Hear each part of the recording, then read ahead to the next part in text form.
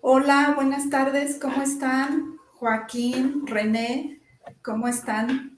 Muchas gracias, Mari. Muy bien. Hola, Mari. Qué bueno, me da mucho gusto. Oigan, pues qué gusto tenerlos por acá para que hablemos hoy de un gran tema. ¿De qué creen que vamos a hablar? Pues vamos a hablar de Plutón. Lo estuvimos platicando hace tiempo entre los tres y bueno, pues llegamos a la conclusión de que si vamos a estar 20 años aquí con Plutón, bueno, pues es justo que le demos su lugar a este gran arquetipo. Entonces, pues ese es uno de los objetivos que tenemos el día de hoy. No sé si quieres agregar algo más, René, de por qué estamos aquí el día de hoy. ¿Qué más vamos a hablar sobre Plutón? Claro, voy a agarrar la posta como reforzando lo que tú dices. Tenemos a Plutón en Acuario durante 20 años. Entonces, los cambios, las transformaciones que nos hace vivir nuestro pequeño amigo son potentes. Entonces, ameritaba hablar y hacer una reflexión más profunda para que las personas que nos ven no queden atacadas por el miedo que puede crearles o la sensación de incertidumbre que podrían sentir y probablemente a lo mejor hablándoles les demos ciertas pautas o ciertos tips para sobrellevarlo y navegar los años que vienen a continuación. De Eso. acuerdo. Pues bueno, si están de acuerdo, vamos a empezar hablando sobre Plutón. Vamos a hablar un poco del mito para entender de dónde viene Plutón, de dónde viene su importancia y qué representa pues para todos nosotros los que estamos estudiando astrología y bueno, y pues la gente que se acerca a preguntarnos por qué Plutón es tan importante si ya la NASA lo ha declarado no planeta. Pero bueno, pues bien, el mito de Plutón empieza cuando se da el triunfo de la guerra de los titanes y salen victoriosos la alianza que hacen Zeus, Poseidón y Hades para los griegos. Después del triunfo de estos tres hijos de Cronos, pues dicen, ¿qué sucede ahora? Pues vamos a repartirnos el mundo. Y se reparten el mundo, es decir, quién va a reinar en cada uno de los niveles. Con el cielo y la tierra, pues se queda Zeus, que Zeus para los romanos después es Júpiter. Con el mar y los océanos se queda Poseidón o Neptuno. Y Hades, que es para los griegos, posteriormente llamado Plutón, se queda con el inframundo. Y bueno, aquí es muy importante aclarar que el inframundo no es solo la muerte, el inframundo es todo aquello que no vemos y donde moran las almas. Entonces, Hades aparentemente es hermano mayor que Zeus y se va a reinar pues al inframundo. Hades es para los griegos, cuando hablamos ya de los romanos se convierte en Plutón. ¿En qué momento cambia Hades a Plutón? Aquí comentábamos, Joaquín, ¿te acuerdas que decíamos que no había que confundir a Plutón con Pluto? Pluto es el griego, el dios de la riqueza, y Plutón se vuelve, pues bueno, así lo conocen los romanos, quizás retomando esa parte de riqueza que representa Plutón. Claro. Además, Plutón como, igual tiene algo de riqueza porque igual él es el que rige también el subsuelo, ¿no? Como además del inframundo, es también el dios del subsuelo donde se producen los minerales, los diamantes, los metales preciosos, ¿no? Y creo que esta acción de que Plutón sea regidor de los minerales, habla también mucho de lo que representa Plutón como el dios que es, ¿no? El dios de la presión, de la fundición, del, del mezclar esto y fundirlo y transformarlo en algo nuevo, que es un diamante, una joya, ¿no? Creo que es un punto muy importante de lo que va a representar Plutón, así como lo queremos explicar en este video, Así es. eh, en cuanto a que la presión, las altas temperaturas y el tiempo hacen que generar joyas. Entonces, como que la exposición prolongada a Plutón genera rubíes y diamantes. Entonces, también a nivel personal, eh, esa transformación interna puede sacar un rubí o un diamante energético de la psique de nosotros, ¿no? Cuando estamos pasando por un proceso prolongado de la influencia de Plutón, como va a ser este tránsito de 20 años de Plutón en Acuario, ¿no? Así es. Bueno, y continuando un poco con el mito, antes de pasar a la siguiente fase de nuestra charla, ¿qué hace Plutón en el inframundo? Bueno, como decíamos, pues es el guardián en el inframundo de las almas. Plutón recibe las almas, digamos, las almas llegan al inframundo después de que Hermes las lleva a la puerta de a las orillas de la laguna Estigia. Ahí las recibe Caronte, y Caronte pues es el encargado de transportarlas justo a la puerta del Hades. Y una vez que las almas llegan al Hades, bueno, pues de acuerdo a cómo son juzgadas, pues van a ocupar un determinado lugar en el inframundo. Si las almas fueron buenas, piadosas y llevaron una buena vida, pues irán a los campos elíseos. Si las almas no llevaron una buena vida, hicieron de las suyas, pues las almas irán al Tártaro. Y hay un tercer tipo de almas que van a vagar pues como fantasmas en la tierra o en los dos niveles, y son esas almas que sus familiares pues no tuvieron para pagarle al barquero Caronte, porque recuerden que el barquero Caronte pues no las transportaba gratis. Cada alma debía de llevar una moneda para para cruzar la laguna Estigia, ¿no? Otra cosa importante del mito que vale la pena rescatar es que una vez que entran al Hades, las almas pues no salen, ¿no? Y el responsable y el guardián de que no salgan pues es el perro de Plutón, el perro de 3 cabezas con cuerpo de serpiente. Y quien entra no sale. El inframundo pues tiene sus leyes y es implacable. Y con esto de implacable pues es lo que más miedo nos da de Plutón. René, ¿qué opinas? Que aquí es donde estamos aterrados porque Plutón ya no nos deja salir. Es que claro, lo que pasa es que hay que tener cierto detalle con un poco la imagen mitológica o la primera parte mitológica de Plutón, porque finalmente tenemos a este rey del inframundo, pero finalmente no es él el que toma las almas en primer lugar, sino que es Mors, que es Thanatos. Ella cosecha las almas, así que por lo tanto en sí no nos vamos a encontrar directamente con él. Y es una particularidad profunda de Plutón. No es visible a simple vista, no se deja ver. Dentro de sus características también, que me imagino que están dentro de lo que tú vas a nombrar, que está el casco y todo eso, ya hablaremos de eso. Casco de invisibilidad me refiero. Que, que tiene que ver con que, como les decía, no es el directamente cosechador de las almas, pero sí las resguarda. O sea, hay que tener ojo aquí en el sentido de que rige un lugar que puede ser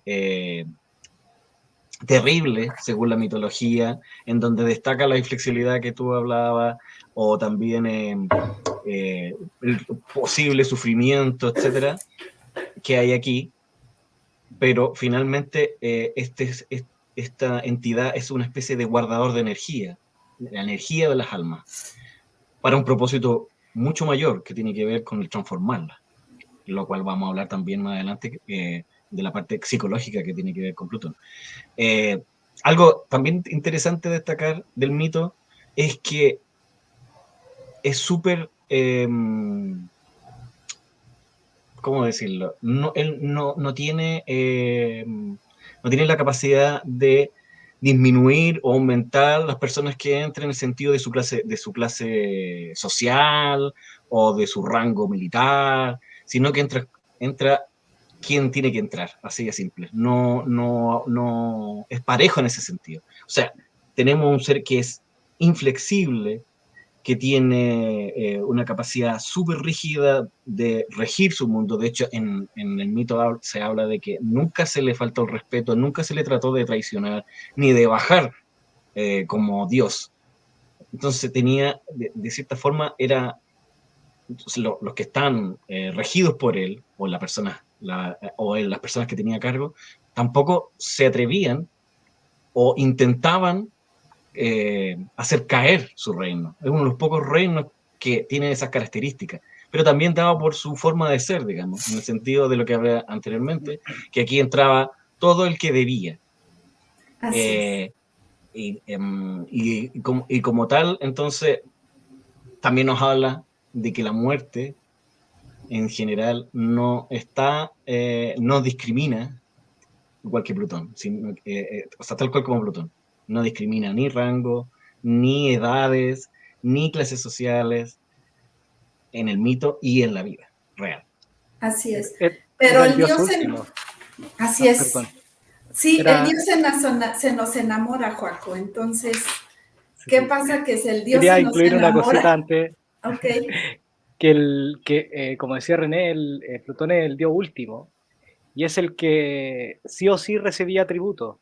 O sea, Plutón no tenía que ostentar su riqueza o no necesitaba recibir tributo ni adoración de los humanos como Plutón, o sea, como Zeus o como Poseidón, sino que él solamente tenía que esperar que la vida pasara y que su tributo llegara porque era el dios último, era el que donde todas las almas llegaban, entonces el tributo iba a llegar y no había quien pudiera salvarse del tributo.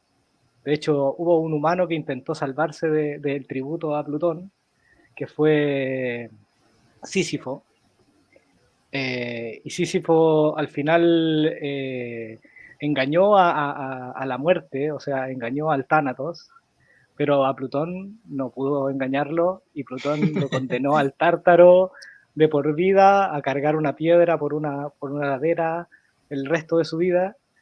Y eso habla también de que Plutón no es vengativo, pero si intentas jugarle chueco, no te va a ir bien. Y eso es una característica también muy plutoniana, ¿no? Es así que, es. es que es como una fuerza natural. En las fuerzas naturales no es que uno les deba algo, ni ellas piden tampoco, sino que No, es claro. como inercia. Sí, pero ustedes siguen hablando del implacable. Yo quiero que hablemos del Dios que se enamora. Claro que sí. Perfecto. Ahora toca. Ahora toca, porque el Dios se nos enamora y ahí nos cambia mucho. Eh, Plutón no tenía pareja cuando se va a su palacio a Hades y entonces, pues un día paseando ve a Perséfone. Se enamora de Perséfone y ahí viene la tragedia. Se la lleva, se abre, sale con su carruaje dorado y su cuadriga de 4 caballos negros. Se abre una grieta y rapta a Perséfone. Entonces, pues esta es la parte más interesante del amor del inframundo. ¿Qué hace una princesa en el inframundo? ¿Nos quieres ahondar aquí, Joaco? Sí, sí, bueno, Perséfone antes de que fuera raptada por Plutón, su nombre era Core. Y Core en griego antiguo significaba la Virgen. Y después de pasar por el proceso plutoniano, ¿no? De el rapto, la violación y todo lo que le hizo Plutón al llevársela al inframundo para hacerla su esposa,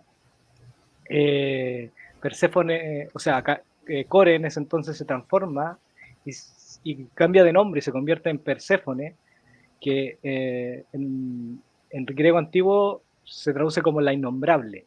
¿no? Un poco como el que no se ve y la que no se nombra, ¿no? El que no se ve es Plutón, el del casco de la invisibilidad, y Perséfone la innombrable, ¿no? Y ellos dos llevan, bueno, después de su rapto, pasa algo muy, porque la madre Demeter, que era la diosa de la tierra, de las estaciones, se entristece mucho por la pérdida de su única hija, y empieza a haber invierno durante mucho tiempo, hasta que los dioses empiezan a preocuparse, y llega ¿cómo se llama esto? El chisme, a Zeus diciéndole que, bueno, su hermano había raptado a Perséfone y Demeter estaba arruinando las cosechas y no iban a haber tributos para los dioses. Entonces le dicen al mensajero de todos los dioses, bueno, tú, Mercurio, te va a tocar ir a dialogar con Hades y Perséfone, porque ya Perséfone ya no quería volver con su madre. Perséfone se había transformado, se había enamorado del inframundo y de su raptor, y del poder que ella podía obtener convirtiéndose en la reina del inframundo. Y este proceso hace que Mercurio dialogue con Perséfone hasta que llegan a un trato entre Perséfone y Hades, ¿no? Porque era muy igualitaria su relación, que iban a estar 6 meses en el Hades y 6 meses con su madre. Y esto da a entender que gracias a esta benevolencia que tuvo Hades, pudieron seguir el proceso de las estaciones de forma natural, porque los días que su madre Demeter estaba sin su hija, se ponía muy triste y se caían las hojas de los árboles y comenzaba el invierno, ¿no? Y después cuando volvía, retornaba el verano y la primavera, y había cosecha y abundancia cuando estaba la madre y la hija juntas. No sé si quiere agregar algo más, René, que se me esté quedando por ahí. Sí, es que, claro, lo que pasa es que, no, me parece perfecto de todo. Claro que siempre hay un side, un dark side de la misma historia Claro. que todos conocemos, que, claro, Demeter, o sea, primero hay que explicar que Demeter también tiene que ver con las cosechas, con la naturaleza. Entonces, claro, cuando desaparece su hija, queda el desastre de la naturaleza, digamos. Aún así, Demeter deja a un humano, le explica cómo son las cosas, más o menos, y empieza la búsqueda. Y en esa búsqueda, entonces empieza a quedar el desastre, hasta que Júpiter, como dices tú, le llega el gossip, pero en verdad está el desastre, porque no van a tener los cultivos, no, la naturaleza no está funcionando. Entonces, claro, manda Mercurio. Pero resulta que cuando Hades rapta a Perséfone, en una primera instancia, claro, cambia el sentido a ver, la rapta y es un acto de terrible y para ella complicado y dramático, etcétera, pero estando dentro del Hades, ya con él, cambia su forma de pensar, porque lo que quiere Plutón es una relación, como tú bien dijiste, igualitaria. Y eso marca una diferencia súper grande con respecto incluso a todos los otros dioses, en donde aquí rigen de la misma manera. Y le ofrece a Perséfone ser la reina indiscutida del Hades. Y eso hace que Perséfone lo piense, o sea, ya no es como la víctima, aquí deja de ser víctima, cambia su fórmula, deja de ser víctima, porque se transforma en reina. Entonces, claro, una parte del mito dice que Mercurio llega a pactar con Hades para que Perséfone vuelva a subir, Bueno, y obviamente tiene que ver también que el que entra en el Hades no llega y sale, entonces como un acuerdo de 6 meses. Pero en una parte del mito se habla de que Plutón le da estas semillas de granada a Perséfone para que, como engañándola, para que en base a eso ella vuelva. Pero siempre el lado oscuro se habla de que ella las tomó voluntariamente para volver. Entonces, es interesante y cómo vamos a abordar un poco esa temática entre la víctima, victimario, su cambio de parecer, en base al drama y en base a las transformaciones que produce este, este shock. A los ritos de paso que comentábamos en Exacto. una conversación anterior. Claro. Sí, y yo agregaría algo más. Yo creo que aquí el temible Plutón, ante el miedo de perder a Perséfone, piensa en la estrategia. ¿Y cuál es la estrategia? Pues la granada, esas semillas de granada, que la granada es el símbolo de la vida y es el símbolo de la transformación y es el símbolo del matrimonio indisoluble. Entonces, no sabemos si Perséfone se las come voluntariamente o de verdad cede a la estrategia.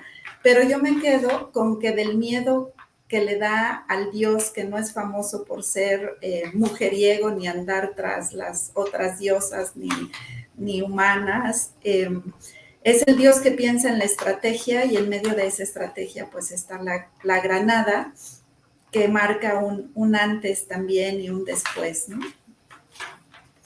Muy bien. ¿Qué les parece si empezamos a hablar ya de los arquetipos, René? Ya que hemos conocido un poco la vida oscura de Plutón en su palacio.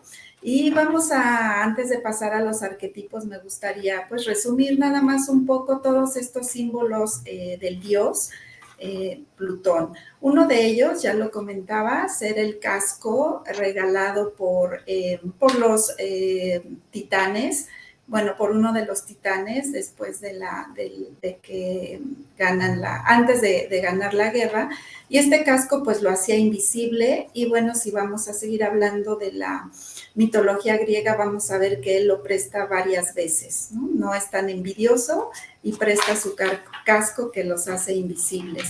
También tenemos su carro, que es un carro muy simbólico, es un carruaje dorado, tirado por 4 caballos negros. Recordemos que al dios solo se le ofrecían rituales con animales negros, no de otro color.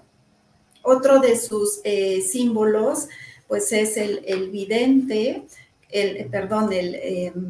pues no es el tridente como su hermano, sino es su herramienta con 2 puntas, nada más, el perro de 3 cabezas, la corona de narcisos que lleva sobre la cabeza. Me parece que esto ya es en honor a Perséfone, y pues la riqueza, el cuerno de la abundancia, que representa pues la riqueza que él poseía, que mencionaba muy bien Joaco, de los minerales, de los metales, y también la riqueza de todas las semillas que están en el subsuelo y que saldrán a la superficie, ¿no? Al final son suyas, ¿no? Más bien al inicio, esas semillas le pertenecen cuando están en el subsuelo, y ya las cosechas, pues, ya no son suyas. Entonces, esos son como los grandes símbolos de Plutón, y donde lo vamos a ver representado más adelante en pinturas, esculturas y demás, ¿no? Y bueno, si te parece, René, pues retomamos los arquetipos, que ya estoy ansiosa. Sí, claro, es que es increíble cómo vemos representado en la forma de ser, en las personalidades humanas, la energía plutoniana. La vemos obviamente en el drama, la vemos en la transformación de procesos, en las dificultades complejas de la vida, en la misma muerte, en las pérdidas. Pero En los claro, nacimientos. claro, también en el nacimiento, que ya vamos a llegar ahí también. ¿Por qué? Porque en una primera etapa uno dice, nacimiento, pero sí, pero claro, la idea es como desmarcarlo un poco de esta oscuridad, porque la función importante de Plutón aquí es, como ya estamos hablando, es la transformación, y esa transformación tiene que ver siempre, y lamentablemente, con procesos que son de soltar, y para el ser humano es difícil soltar todo tipo de cosas en general, sobre todo lo que es la muerte. Entonces, claro, se le da este halo de de oscuridad, de maldad, pero en los procesos que son naturales y que nosotros como humanos los pasamos a tabú, no los queremos tocar porque nos produce un rechazo y un dolor demasiado profundo, porque los tenemos muy conectados a esa transformación. En el caso del mito de Perséfone, es importante ver cómo el trauma que produce el rapto de la hija de Deméter se puede asociar mucho. O sea, si lo asociamos a la parte más oscura, vemos en la sociedad como los violadores, como, no sé, los criminales, como una actitud de llegar y tomar como lo que uno quiere sin mediar nada entre medio. O sea, lo que necesito intensamente, lo llego y lo tomo. Esa es como una primera etapa de Plutón. Impulsividad. Impulsividad, emociones básicas, no media ninguna inteligencia. Pero también los mismos procesos naturales que vivimos en la Tierra son así. O sea, cuando nos llega la muerte también es a veces imprevista. Aunque uno pueda sentir o pueda saber que esto va a terminar así, uno siempre está consciente de que va a terminar así, igual sigue siendo imprevista, igual sigue siendo fortuita. Uh-huh. Cuando logramos ver la parte, ya hablamos la parte, o sea, hablé un poco de la parte negativa, digamos, que con el trauma de los violadores, que sí. Pero si lo vemos a la otra parte, a la parte productiva, digamos, del efecto de este trauma, si se fijan que uno de los procesos más importantes del ser humano, que es un cambio desde lo infantil hacia la juventud, o a la primera adultez, digamos, por así decirlo, tiene que ver mucho con el trauma, en donde el ser humano por primera vez tiene en contacto directo con su cuerpo y sexualidad, y el cuerpo se transforma ya no solamente el que nos mueve y nos alimenta, sino que el que da vida, el creador, con nuevos recursos, pero eso igual es traumático. Ahí entonces viene como iniciación de lo que habla Juaco. Ritual de paso. Este ritual de paso. La pérdida de la inocencia también, ¿no? Como el momento donde Perséfone pierde este idealismo inocente de la Virgen, ¿no? Protegida por su madre, de toda maldad, ¿me entendí? De cualquier tipo de carencia, y claro, violada o raptada por Hades, es una pérdida de inocencia absoluta, ¿no? Además que tenemos que pensar que también el arquetipo plutoniano tiene que ver mucho con el encuentro sexual, el deseo, el sexo, la intimidad, ¿no? Como mucho lo representa la casa que rige a Plutón, ¿no? La intimidad, la sexualidad, la intensidad, el deseo por tomar, como dice René. Y por eso yo creo que es muy importante que el título que tiene esta presentación, que es el comienzo y el final, ¿no? Porque tiene tanto relación como con este momento de encuentro, de unión, donde se fusiona dos polaridades, masculino y femenino, y generan, tienen relaciones, hay sexo, hay intimidad, y generan una nueva creación, ¿no? Y esto después, esta creación tiene un final y llega a manos de Hades, ¿no? Entonces, tanto como el arquetipo como el dios están intrínsecamente relacionados entre sí, ¿no? Diríamos... Sí, sí. No, sí, dale.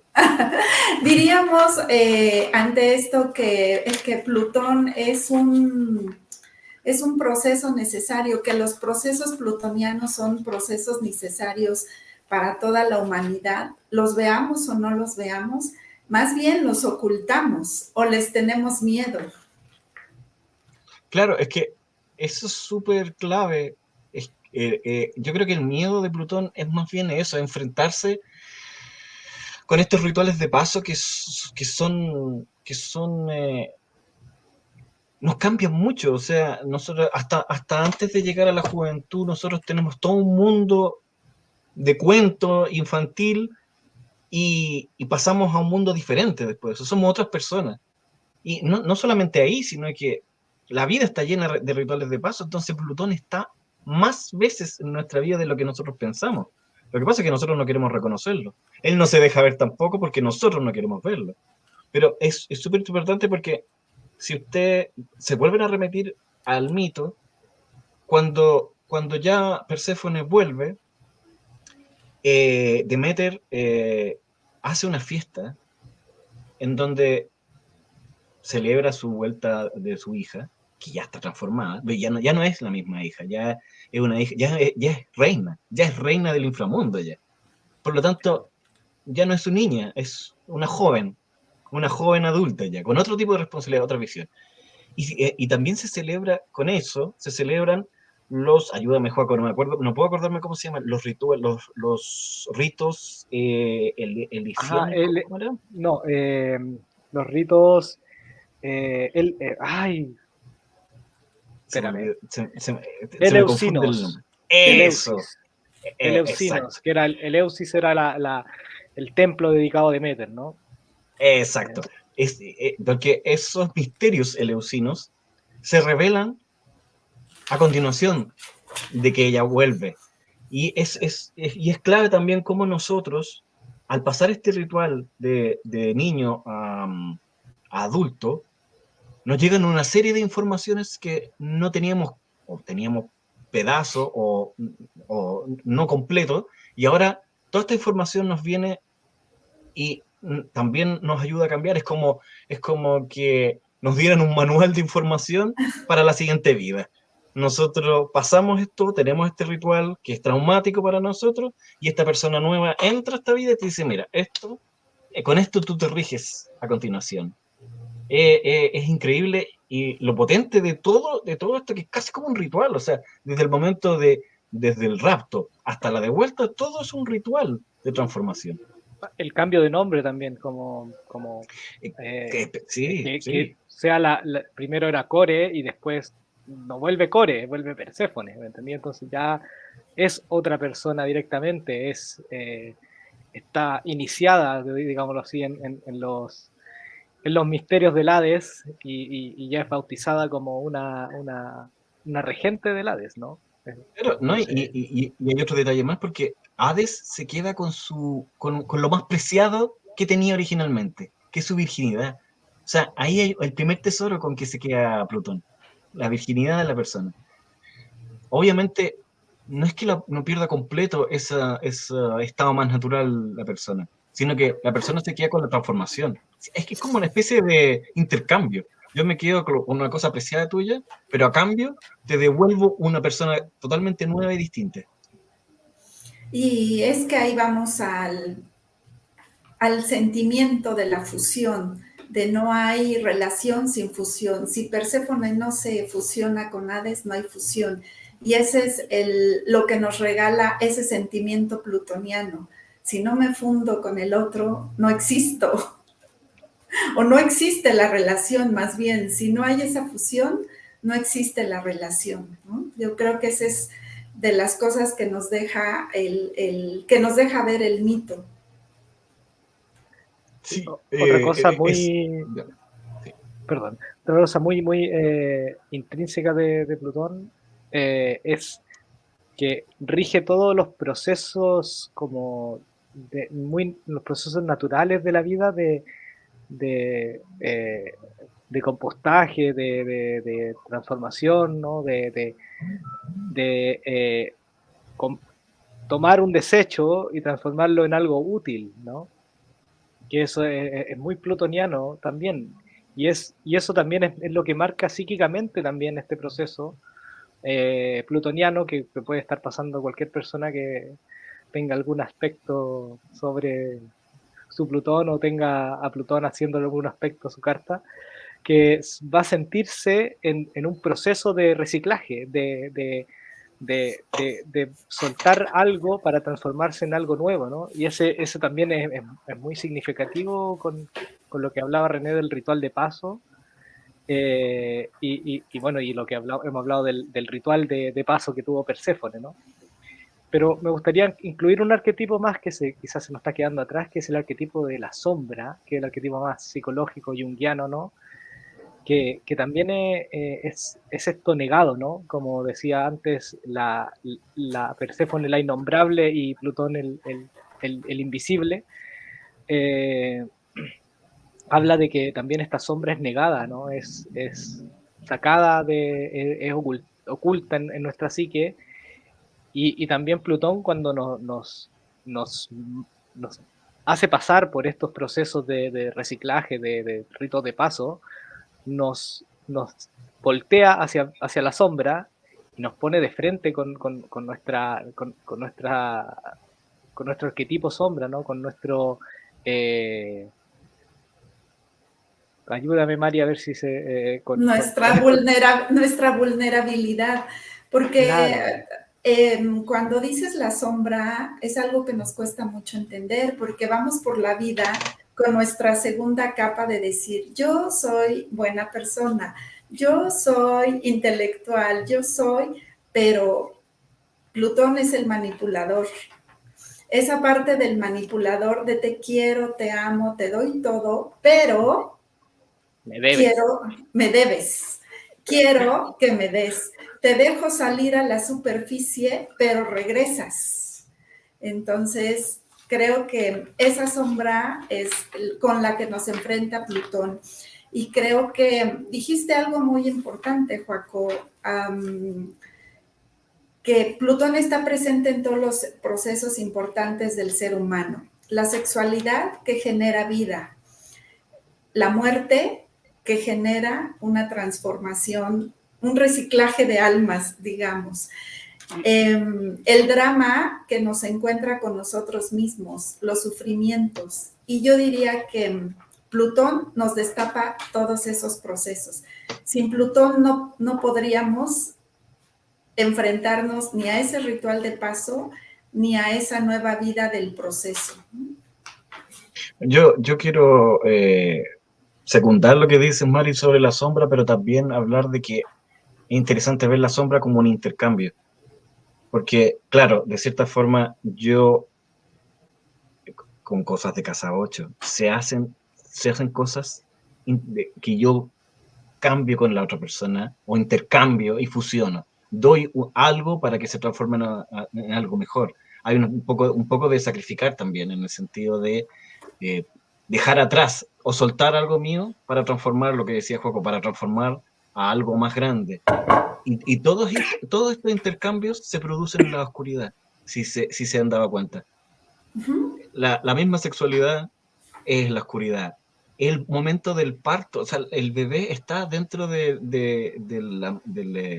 la madre, del útero, en la oscuridad, y hace un traspaso hacia la luz. O sea, es increíble cómo de la oscuridad arrojamos luz para que se convierta en luz. O sea, esta oscuridad se convierte en luz. Y ese finalmente es como el trabajo plutoniano, es transformar las cosas hacia la luz, no es dejarlas ahí. Cuando nosotros ocupamos el arquetipo de la forma más egoísta, por así decirlo, es cuando nos quedamos con esa luz, nos la dejamos para nosotros, la arrebatamos y no la soltamos, cuando nuestro debido proceso es tomar, a lo mejor no llegar y tomar, sino que tomar con conciencia para transformarlos dentro nuestro y brindarlo al otro.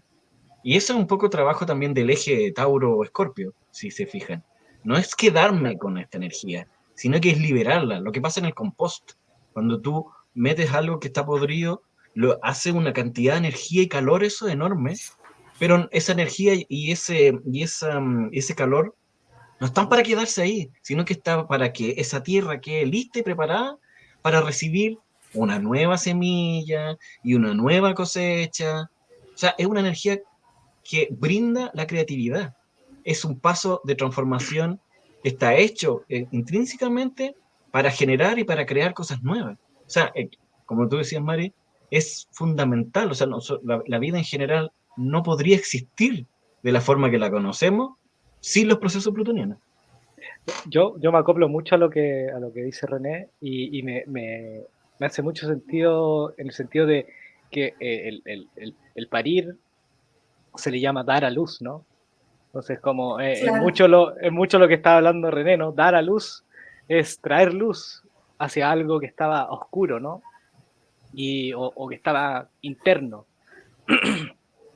Y eso también es el proceso plutoniano, es un parto que puede ser muy difícil, donde, bueno, en la actualidad no tanto, pero antiguamente un parto era 50 y 50, o sea, 50 vivían ambos, 50 morían ambos. No Claro. había... Con Entonces, mucho dolor y drama. y con mucho dolor y drama y grito y de todo, ¿me entendí? Sangre por todos lados. Entonces, claro, el parto, el dar a luz, es transformarse, salir de un mundo hacia otro mundo. Igual que el proceso de la muerte, ¿no? Es transformarse la carne y el espíritu, que la carne va a compostarse, ¿no? Va a volver a dar vida a otros seres, y el alma probablemente cuando llega a las manos de Plutón, Plutón también las recicla, ¿no? No es que se quede con las almas, sino que las utiliza para que vuelvan a ser útiles en este círculo infinito de ida y venida, ¿no? Que es al Sí, final lo que representa Plutón. disculpa, Juego, es que Sí, quiero sí. agregar un punto a lo que tú mismo dices, porque es impresionante cómo al dar a luz, el mismo proceso hace un brote energético de separación, porque esto tiene que ver con la unión, pero también tiene que ver con la separación también es dramática, y esa separación hace que el bebé tome esta información en este mundo nuevo, tiene que cambiar de un estado acuático a un estado de aire, y es la misma energía plutoniana la que le hace dar un grito de potencia para poder vivir. O sea, es increíble cómo el mismo Plutón le entrega todo su poder para que la vida nazca, con todo ese drama. Obviamente tenemos distintas escalas en los distintos niveles de nuestra vida, pero siempre es una cantidad de energía enorme que se le entrega a esta nueva situación, a este nuevo universo, a esta nueva dimensión, hasta que llega el final que nosotros ponemos, donde ahí vuelve a tomar la energía Plutón y a sacarla, y nos vamos en paz para pasar a un nuevo proceso. Eso es interesante de tomar en cuenta, que tenemos a un Plutón que se ve intimidante, monstruoso, porque tiene una energía enorme, pero al momento de quitarnos, nos las quita de manera rápida para dejarnos rápidamente y suave en la paz. O sea, cada proceso es como una inteligencia universal, yo creo, esto, no tiene otro nombre para mí. Está hecho en cada detalle y perfecto para los procesos que necesitamos los seres humanos en la mente, en la vida y la muerte, en el sexo, en los pasos de una realidad a otra. No sé qué opinas tú, Mari. pues fíjate que ya escuchándolos me queda muy claro la palabra transformación. Transformación me daba a mí mucho miedo, igual que a todos los que nos acompañan y decía transformaciones como, ¿y ahora qué va a pasar? ¿No? Pero escuchándolos me queda claro que la transformación, el poder, el renacer, la sombra, la luz, todas estas palabras son acompañantes del ser humano desde que nacemos y no tendrían sentido sin la energía de Plutón, ¿no? No las podríamos percibir sin la energía de Plutón. Y yo creo que estamos en un proceso pues, de los siguientes 20 años de reconocerlo, abrazarlo y pues usar a Plutón. Sí, de A todas nuestro maneras, favor. sí, a nuestro favor. Y yo creo que el tabú hasta cierto punto, a lo mejor hay que tener cierto respeto en las personas con el tabú que puede generar los procesos plutonianos, porque tienen que ver con el contacto con la vulnerabilidad. Y todo lo que es vulnerable para nosotros lo volvemos tabú o lo dejamos oculto porque no queremos tener contacto con eso. Pero si de a poco vamos respetando el proceso de cada uno, y quitándole el drama a esta situación que es normal, pero que también merece cierto respeto y cierto encuentro con nosotros, con nuestra parte más íntima, darle un 50 y 50, todos estos procesos se vuelven diferentes y podemos entregar una mejor información cuando tengamos que hacer nuestros rituales de paso y informar a los otros, a los más jóvenes, de sus nuevos rituales, del nuevo documento que le vamos a entregar para hacer una realidad. Así es. Claro, y Pues yo, no quiero dejar abajo una cosa muy importante en cuanto a Plutón, de que no solamente lo que nosotros negamos como esta parte como negativa de Plutón, como lo hablamos, lo fuimos desarrollando, sino que también son estos inicios, esta unión y separación, eh, esta contracción y dilatación que produce Plutón en nuestras vidas, nos transforma en perlas. Somos una roca que está esperando ser pulida por Plutón para llegar a ser una perla, ¿no? Y creo que todos los procesos psíquicos más importantes que pasa el ser humano están intrínsecamente relacionados con Plutón. Hasta una ida al baño común y corriente. Sí. Es un desecho que es transformado por Plutón y quizás hacia dónde y qué nutre, ¿no? Tal cual. bueno, ¿Ari? pues sí, pues yo me quedo muy satisfecha de escucharlos y de entender estos procesos y pues creo que si ya no tenemos más que agregar, pues me gustaría agradecerles. Sí, yo quería agregar unos detallitos más. Ok, Yo creo que adelante. complementarlos, digamos, con algo que se nos quedó fuerte afuera, pero por encimita, porque astronómicamente no hablamos mucho de él. Y claro, es interesante ver cómo los procesos de plutonianos también abarcan al mismo planeta en su clasificación, que siempre ha estado en la palestra, nunca se identificaba finalmente, nunca se le caracterizaba completamente qué es, si es un planeta, un planetoide. Originalmente no se veía, se creía que estaba, pero no. Después, cuando se descubrió, hubieron problemas legales con la información que se había obtenido, porque por el nombre, porque el científico original que había trabajado en él había fallecido y había quedado ¿cómo se llama? Todos los detalles legales con la Toda la viuda. Documentación. Entonces, todos esos dramas, o después cuando se le empezó a designar o caracterizar como planeta enano, pero se perdió un mes en dudas de su clasificación final, hasta ahora, hasta 2015, todavía no se le da una clasificación final. O sea, se le dio la clasificación de plutoide, pero es como... Claro, es una clasificación, claro, por darle un nombre, porque todavía no logran caracterizarlo. Bueno, es que es de hielo, por eso. Claro. Otra cosa importante es que, arquetípicamente fue sacado del sistema solar por los astrónomos, ¿no?